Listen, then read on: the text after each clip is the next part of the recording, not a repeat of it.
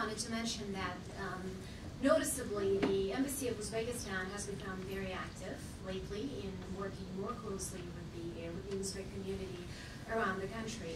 We've just heard from Uzbeks in New York, in Chicago, but as you travel across the country, you have different communities. You have a concentration around Seattle, which is a sister city of Tashkent. You have a growing community in Los Angeles. You have a rapidly growing community in Texas. You have Uzbek communities in Tennessee. You have a political refugee community in Missouri.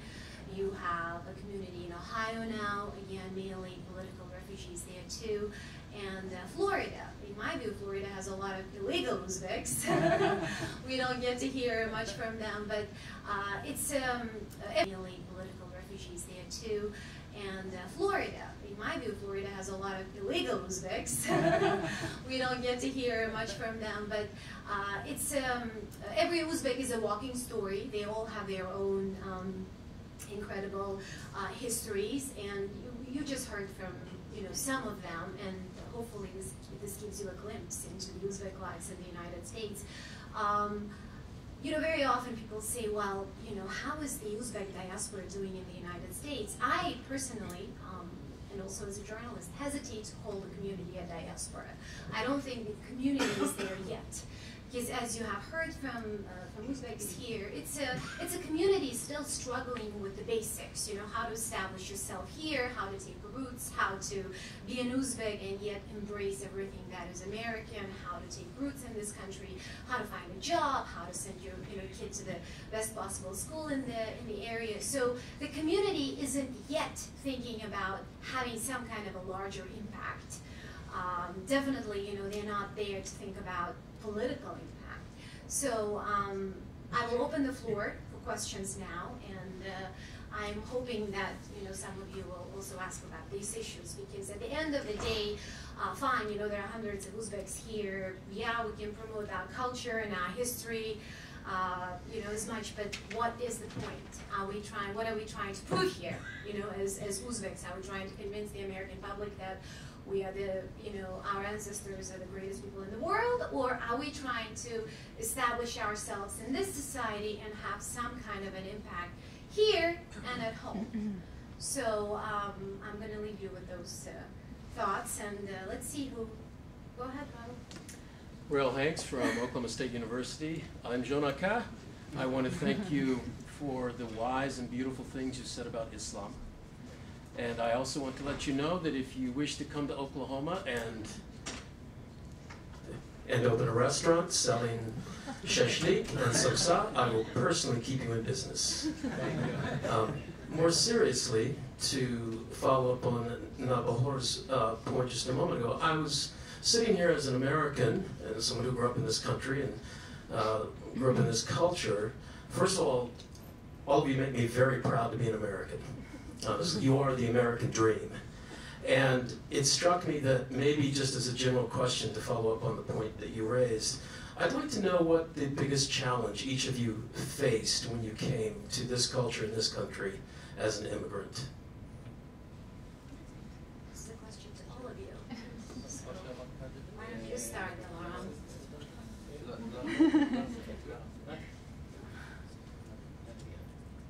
So there is gender equality. So we'll go first.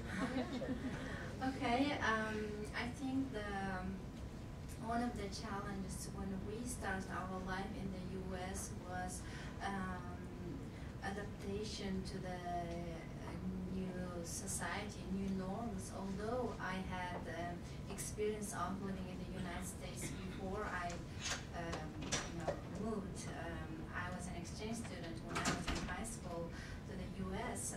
But still, being an independent, being responsible for the family, taking care of yourself is different, and it is more difficult if you are in another state. And I was mature enough to face these problems, but one thing I wish we had at that point was some kind of guidance from some senior people who has experience, who have been through these experience, for example, showing our way for career, advising with careers, or advising with education paths we take, or where to settle down, what we should pay attention to.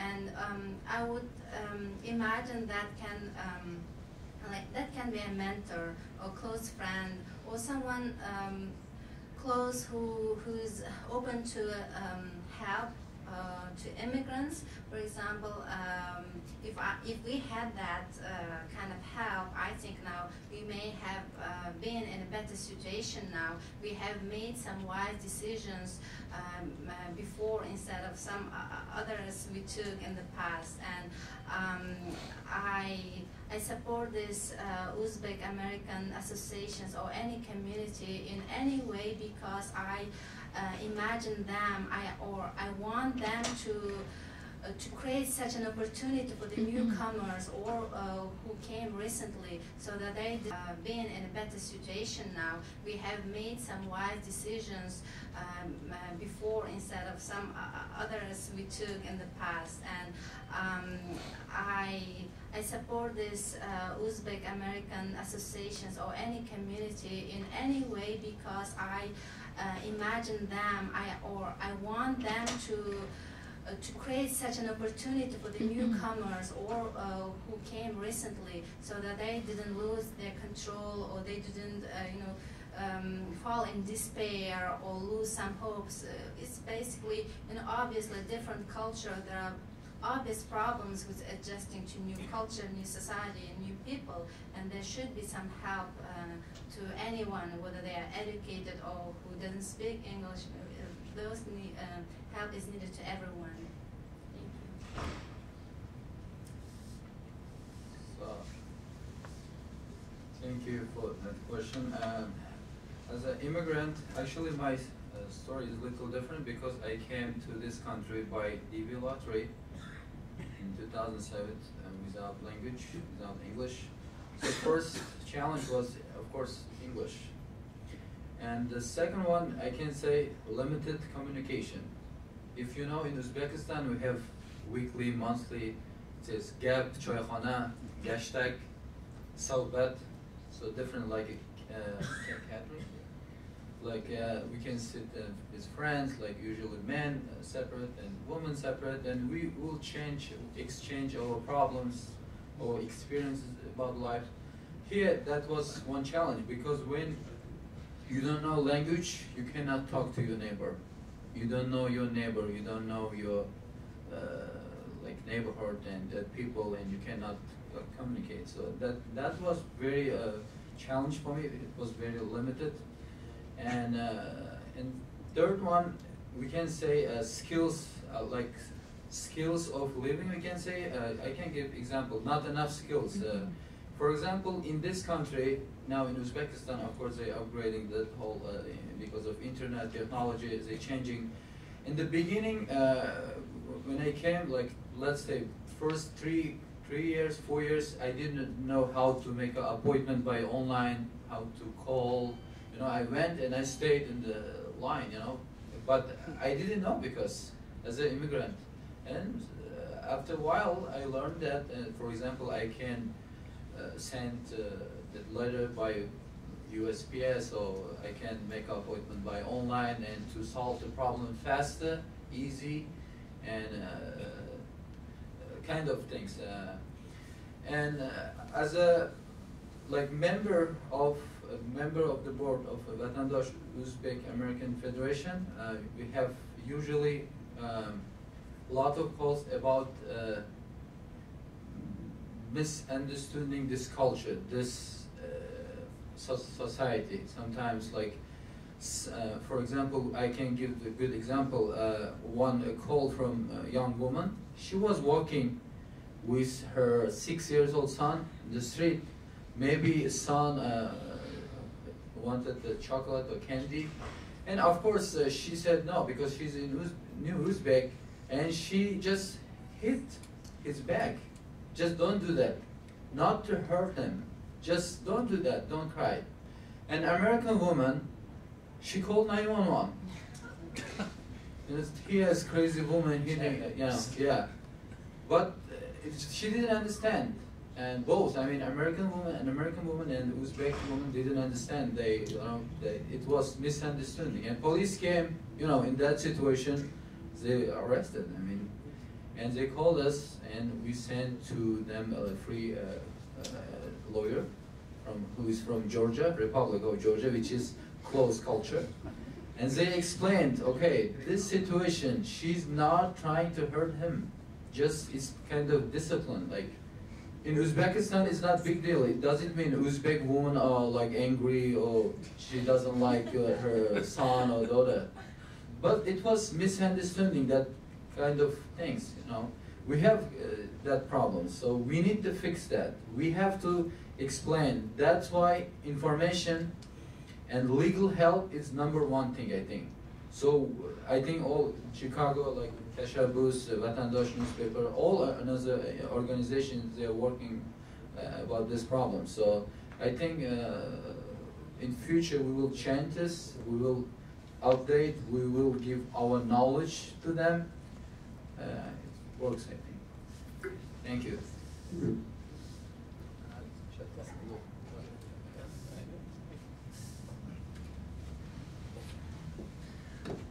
I would say I would divide two parts until 2010 and before after.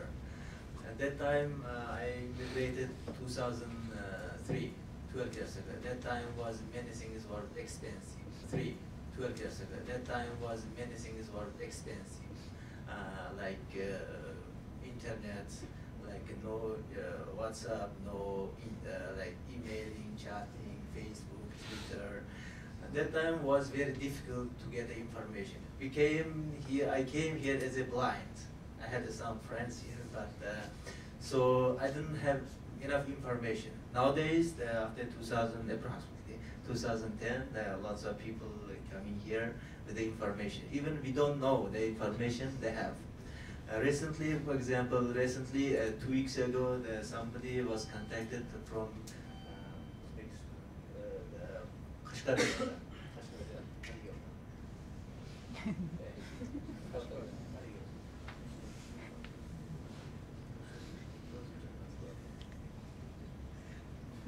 That's okay. He's asking some apartment area we don't know, because he is finding from the Google internet.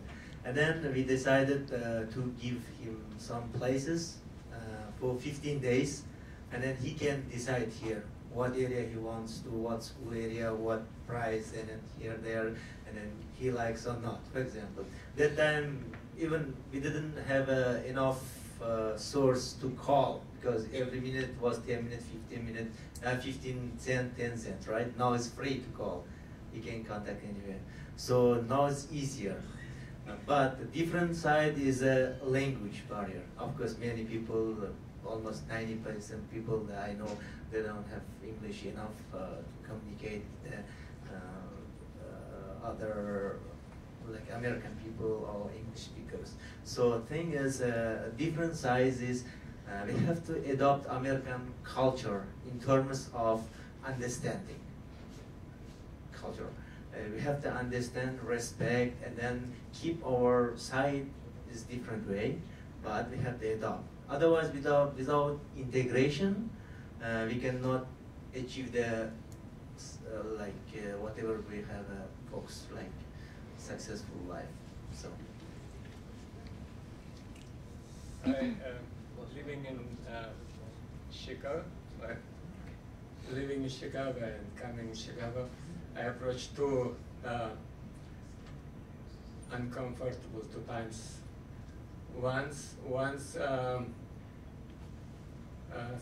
my friend, American friend, praised my wife. He said, "You have wonderful wife." Yeah, he says it's totally different mentality in Uzbeks. If you to American, he says you have wonderful wife, they will be happy and they say thank you. But in Uzbek, no, it's uncomfortable. So Don't forget, if you go in Uzbekistan, don't pay wife, don't touch wife. So, yes. So I was born and grew up in social system, communist system. I was director of construction company, but came here. I was starting work as housekeeping, so it's different. It's because of language problem. So as Dilshod says, its first problem is learning English. So now, why we organize this company is this Uzbek-American Association to help to Uzbek people how to quickly learn to English. Thank you. Okay, quickly, I can tell, well, I think I am from the luckiest immigrants, probably because I came to the US with full scholarship to study at master's degree. Everything was provided for me, even they came to pick up me from the airport, they helped me find an apartment. Even my school provided furniture free of charge, so everything was available for me. But still, since I decided to stay in this country, I didn't know that I needed to open a credit card. Like, I had my debit card, my checking account, why would I need credit card? I don't need loan or something. But later, I think in the second year, I realized if I want even to rent an apartment, you need a credit card, you need a credit history. I didn't know this stuff. If I opened it earlier, I could have built more credit. I could be eligible for things that I later decided to do, which I couldn't because I didn't have credit history. And as Dilorom mentioned, I think we need some guidance about the basic must things that everyone who comes to the US needs to know about the system in the US. Thank you. Any questions, Marlene? Yeah. So 3 small questions, 2 easy and 1 sensitive. The 2 easy one, is there a community of Bukharian Jews, emigrate, and are there a connection between this Uzbek Bukharian Jew community in the US and the other Uzbek association? Second question, when you publish online or in paper, how do you solve the script issue? I mean, in which alphabet do you want to write? Cyrillic, Latin, or Arabic? And how do you manage the fact that some people have been raised in Cyrillic, the other in Latin, and then you have the first generation, the Uzbek coming from Afghanistan, they are used to another alphabet. So how do you discuss the alphabet issues? And then the sensitive question, how do you manage the fact that some of you arrived as immigrants or as students and others arrive as political asylum seekers? So how do you manage the political tension, the fact that some communities are politicized because they are made of people who wanted to leave Uzbekistan, the so-called Crimea community? I mean, how do you manage the tension for making the community a kind of functioning system, even if sometimes you may have, I guess, political differences? And how do you manage the fact that some want the community to be very politicized, while the other want the community to be depoliticized? I think I can comment about that script thing. Easy question. Probably because we have this issue with our newspaper. Yeah. Vatandosh, which we were like, if you can see, it's Cyrillic, all these issues, but initially it was in Latin, because in the US, the English is based on Latin alphabet, and all our children who grow up, or who even, everyone like Olimjon, they all can read it. Why should we write it in Cyrillic? Because officially in Uzbekistan now it's in Latin. So we made it in Latin, but we got a lot of complaints from older generation people. They said they can't read well in Latin. Can you make it in Cyrillic? We made like 2 types of newspapers. Vatandosh, which basically was in Latin, and Vatandosh Plus, which was the next issue, and we did it in Latin, in Cyrillic, to serve both types of people. But later on, we decided let's make it in Cyrillic, all because most of us were more comfortable in reading in Cyrillic than in Latin, even myself. So we had it means that the Uzbek community coming from Afghanistan cannot access. It's also about language. People from Afghanistan, we can understand each other well when we speak, but still their dialect is very different. If they read our newspaper, maybe they can understand 50–60%, but not completely, because our language is a lot different from Uzbek in Afghanistan or other countries.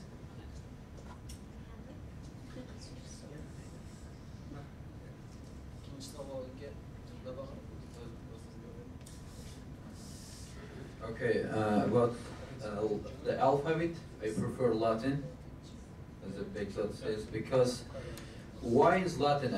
After 2001, I think 2000 or 2001, Uzbekistan, they changed, we have a law about changing to alphabet from Cyrillic to Latin. Not 100%, of course, it takes time. The problem is now, new generation, after, let's say after independence, like young people, some people, they think Cyrillic is as a foreign languages alphabet. For me, for Navbahor, for Dilorom, maybe for all of us, that's fine. Cyrillic is okay. But now when you speak who is going to high school, middle school, they don't know, if they don't know Russian language very well, they cannot read. So this is first problem. So that's why, in my opinion, Latin is better. I know in Canada, I checked, we have Uzbek-American Association in Canada. They're using still Arabic alphabet because they're from mostly majority from Afghanistan. But I checked their website, they start using English. So I think they have some limited access. But good things, they understand and they can watch, for example, Voice of America, Uzbek service. They have very good all daily radio programs and weekly TV shows. So that's why they can use that because they understand Uzbek. So first question about Bukharian Jewish. So Bukharian Jewish community, yeah, we have good. We can say. We have very limited partnership because we are meeting only in during Nowruz, Mustaqillik celebration, New Year, and some kind of cultural events. I think, of course, they came a long time ago. They had 1950s, after that 1990s, and 1991. After they have big group in Queens, Rego Park, New York. Of course, the organization is very strong because that members, they have good businesses, very successful businesses, and they have good communication and good partnership with Russian, post-Soviet Union republics people, Jewish people. So we have a plan to organize some events, and actually, they came to last event when it was organized in Uzbekistan embassy in Washington, D.C. So they have some interest too because they like our culture. Our culture means their culture too because they are very strong for traditional and cultural thing. And third question about the political side, it's I will answer for this question as a member of the Vatandosh.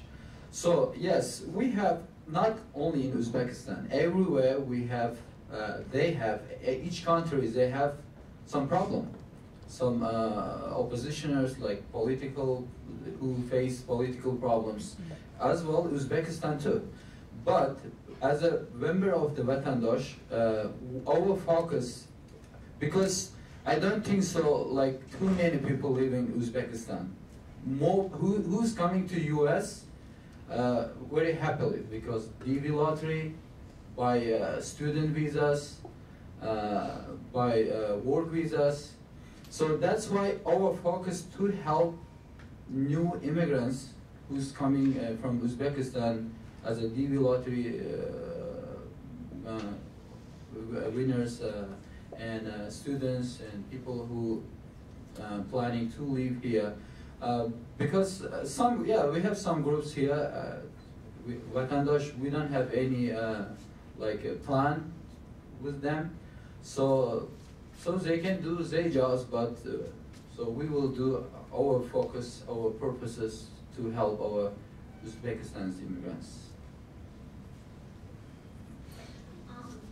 I can add a little bit about this. You see a very interesting pattern. The Uzbek community is very atomized. You know, they are concentrated around people who have their own networks. And those people can, through their own cultural, maybe business influence, gather people around them. So what you have are groups of people who share the same views. And most of the immigrants, I mean, if we just, you know, specifically focus on Uzbeks, they don't want to be political. Because the primary reason is they want the doors to the homeland to be open. And that's their main priority and main concern. So they don't want to shut the window that they have. And that's the reason, that's the main reason too, they would like to work closely with the Uzbek embassy, because by working together, by cooperating, they also want to let the government know that they're not the enemy. That, you know, that they're here, they're happy living in the United States, but they're not necessarily opposing the government, because obviously when you leave your homeland, you know, back at home, people think that, well, you know, you're sort of betraying, right, the society that brought you up. So they try to avoid that issue. My question to all of you would be, I know that your organizations have been trying to work with the embassy, and what kind of assistance, what kind of aid do you want the Uzbek government to provide for you to establish organizations, and how closely have they been working with you? And this is specifically for Vatandosh and the Chicago Association.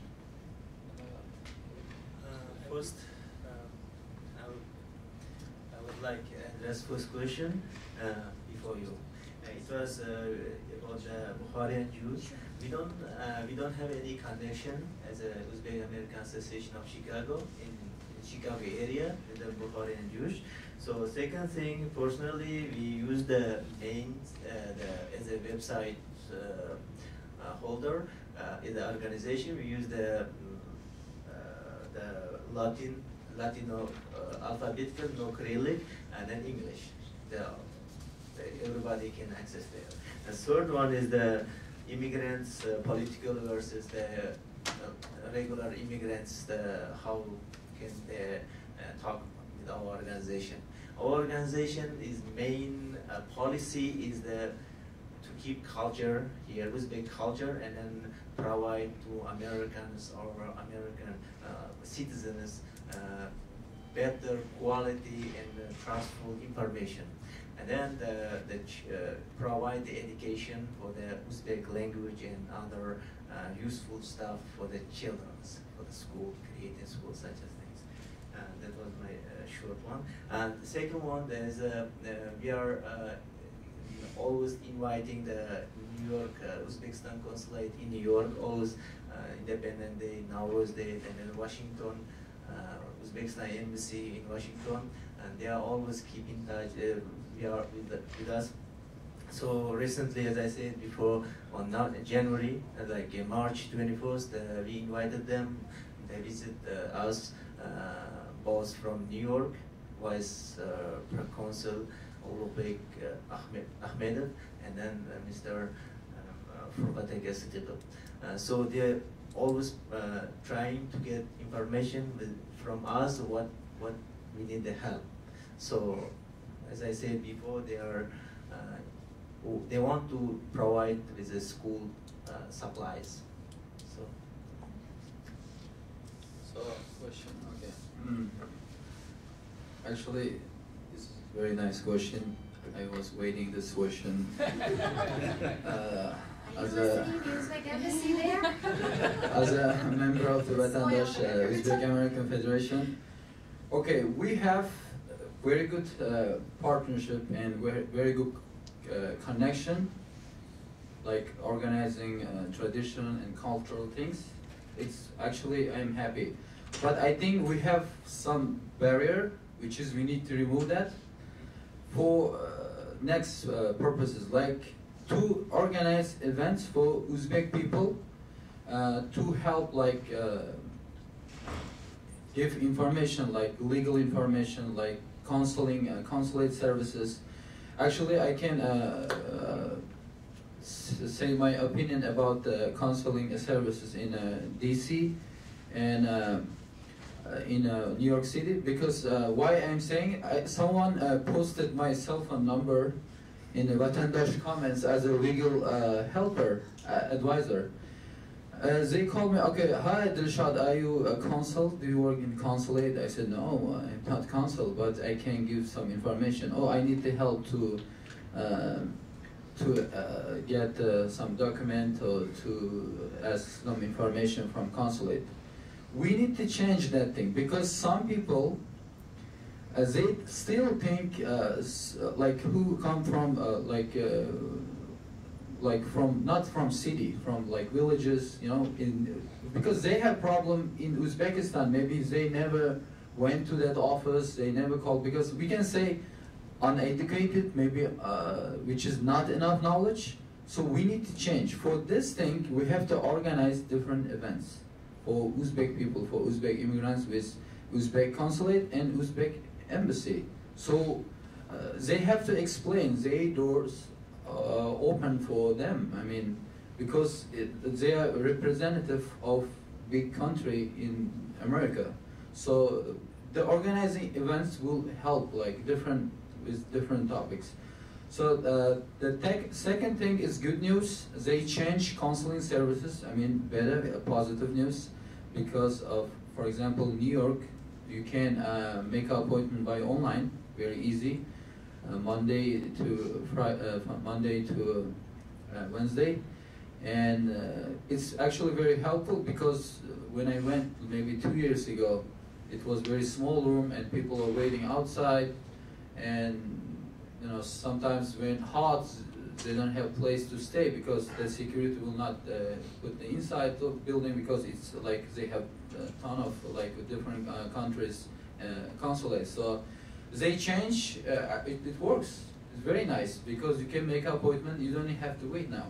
Just go make an appointment and they will send you a sample of that document, which is you can update in your house. If you have printer, you can print out. If you don't have printer, just go and take that information, whatever document, and you can like notarial services, you can do.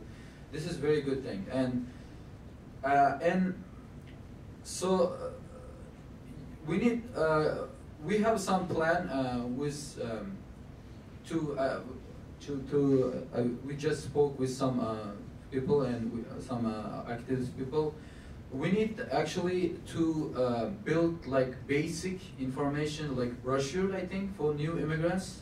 We need help as a, we want to include that information, like counseling information in that brochure, not only, because usually people, they have two questions as a new immigrant. So they will ask how to get like for basic American problems, how to solve. We want to include that. Okay, first, as an immigrant, you can go to this website, you can go to this place to learn something, you can apply a tax file in this website, kind of basic information. Plus, we want to include that counseling, Uzbekistan counseling services in that brochure. So we need help for them to build, to publish that information. I hope they will help us, and that's all.